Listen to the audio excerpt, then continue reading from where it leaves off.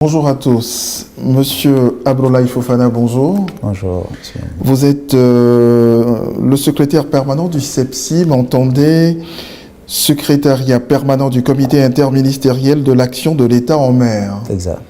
Alors, je dois préciser aussi que vous êtes le coordonnateur du comité scientifique de cette grande conférence internationale du groupe des amis du Golfe de Guinée qui s'ouvre aujourd'hui à Abidjan. Comment ça s'est passé ces mois de préparation intense?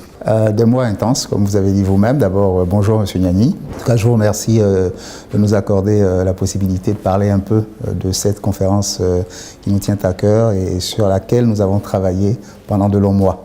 Alors, la préparation, évidemment, s'est faite sous la direction du cabinet du président de la République, à travers le secrétariat du Conseil national de sécurité, qui pilote directement le projet et qui assure la coprésidence avec le Canada donc, de cette conférence. Et donc la préparation s'est faite dans les conditions, je veux dire, de travail habituelles. Pas militaire. Quasi militaire, puisque nous sommes une structure à la fois civile et militaire, et que le Conseil national de sécurité gère tous les aspects sécuritaires, à la fois civils et militaires, donc quasi militaire. Mais quand on dit quasi militaire, ça n'a rien de négatif, ça veut dire très discipliné, très ordonné et très rigoureux. Très bien. Alors, dans quel contexte intervient donc cette conférence du groupe des amis du Golfe de Guinée? Alors, nous sommes dans une conférence qui a un cachet particulier, du fait que c'est la première fois qu'un pays du Golfe de Guinée va coprésider la conférence avec un pays du G7.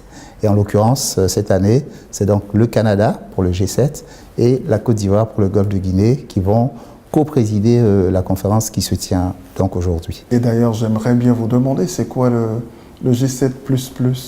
Alors, G7, déjà, je pense qu'on sait d'une manière générale de qui on parle et de quoi on parle. Il s'agit des 7 pays les plus industrialisés au monde.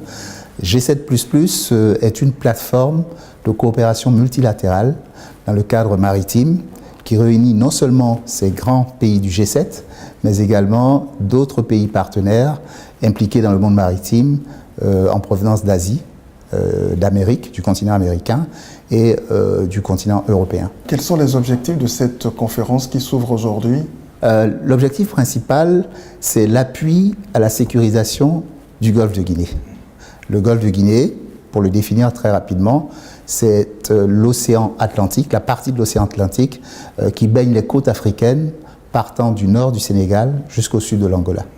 Donc l'objectif de la conférence, c'est d'assurer donc une plateforme entre les pays du Golfe de Guinée et les pays du G7++ pour la sécurisation du Golfe de Guinée. Il y a eu une conférence préparatoire, une réunion préparatoire. Est-ce qu'elle a permis de mettre en place une stratégie commune au pays en la matière? La réunion préparatoire s'est tenue au mois de septembre. Elle a été une très belle réunion puisqu'elle a pu réunir quand même plus de la moitié des pays du Golfe de Guinée.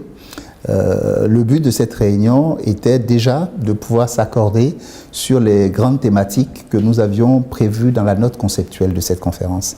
Et ce but a été atteint, parce que nous avons pu traiter de 4 grandes thématiques.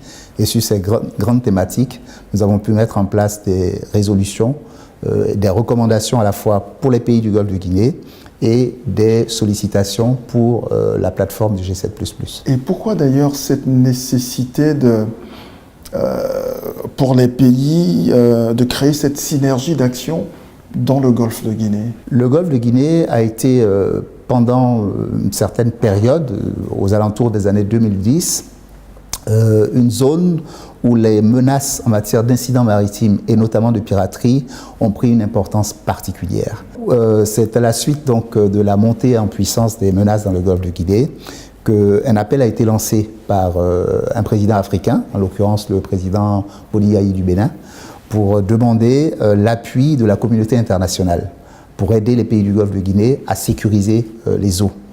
Et à la suite de cet appel, le Conseil de sécurité a pris 2 résolutions pour demander donc à la communauté internationale de s'impliquer auprès des pays du Golfe de Guinée pour la sécurisation de nos eaux.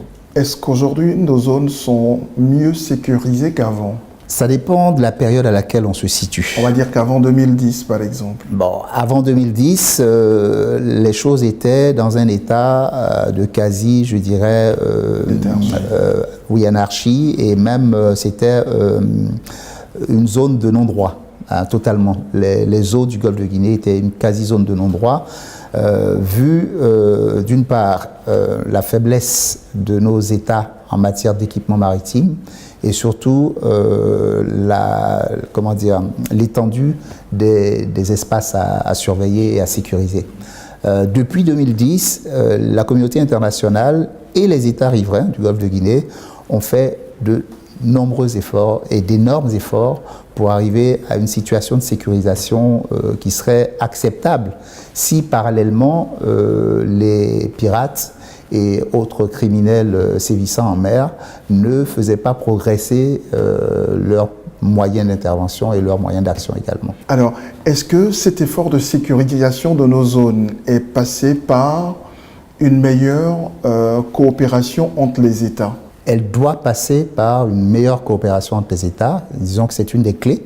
Il s'agit de coopération en matière d'harmonisation de cadres juridiques, parce que, évidemment, quand il y a des différences entre les cadres juridiques des différents États, les criminels en profitent pour passer entre les mailles et justement se réfugier dans les États où la loi est plus clémente sur un certain nombre de délits. Et également, deuxième axe de coopération en matière de coopération policière. Et ces deux axes ont été des axes qui ont beaucoup évolué depuis la mise en place donc, de la plateforme de coopération G7++. Aujourd'hui, de façon concrète, comment s'expriment les enjeux de la sécurisation de nos zones maritimes ? Je disais que le premier enjeu est d'abord un enjeu lié à la connaissance du domaine maritime lui-même. La connaissance du domaine maritime est un aspect, disons que c'est l'aspect essentiel, c'est l'aspect prioritaire. Il faut avoir une image globale de nos espaces maritimes pour ensuite passer à l'étape suivante qui consiste à mettre en place les efforts de sécurisation de ce domaine maritime-là. En termes d'enjeux, il y a donc l'enjeu de la connaissance du domaine maritime et deuxième enjeu, l'enjeu en termes d'équipement permettant d'aller vers la sécurisation de ce domaine-là. Alors, est-ce que cette conférence d'Abidjan apporterait un plus à cette coopération entre les États ? Si oui, comment ? La conférence d'Abidjan devrait apporter un plus. Disons que c'est un jalon important, dans la mesure où je dis c'est la première fois que nous avons une coprésidence qui s'établit. Ça indique le niveau d'implication aujourd'hui que les États du Golfe de Guinée veulent démontrer par rapport à la sécurisation de nos eaux. Jusqu'à aujourd'hui, la sécurisation des eaux du Golfe de Guinée, c'est vrai, était l'affaire de tous, mais était principalement l'affaire de ceux qui ont des armements qui flottent dans ces eaux-là et qui traversent ces eaux, et donc notamment les pays du G7++ et l'ensemble des partenaires mondiaux qui ont des intérêts stratégiques en mer. Nous avons tous des intérêts stratégiques en mer. Et nous, en matière de ressources maritimes, les États du Golfe de Guinée savent très bien aujourd'hui, même si on n'a pas la quantification scientifique précise, le potentiel de ressources halieutiques, d'abord, en termes de pêche, et le potentiel également de ressources minières, gazières et pétrolières que nous avons dans ces eaux. Donc pour nous, ça reste vraiment des enjeux d'un niveau très élevé. Il y aura un avant et un après cette rencontre d'Abidjan ? Il y aura une suite. La rencontre d'Abidjan se situe dans une continuité de rencontres qui ont été initiées dès la mise en place de la plateforme G7++. Nous sommes à la 5e ou 6e rencontre depuis la mise en place de la plateforme. Et chaque année, dans la tradition du G7++, le mandat de présidence passe à un autre État. Et comme nous avons initié la coprésidence entre Golfe de Guinée et État du G7++, nous espérons que dans la continuité de cette coprésidence, l'année prochaine, un État du Golfe de Guinée prendra la coprésidence avec un État du G7++. Je vous souhaite une bonne conférence.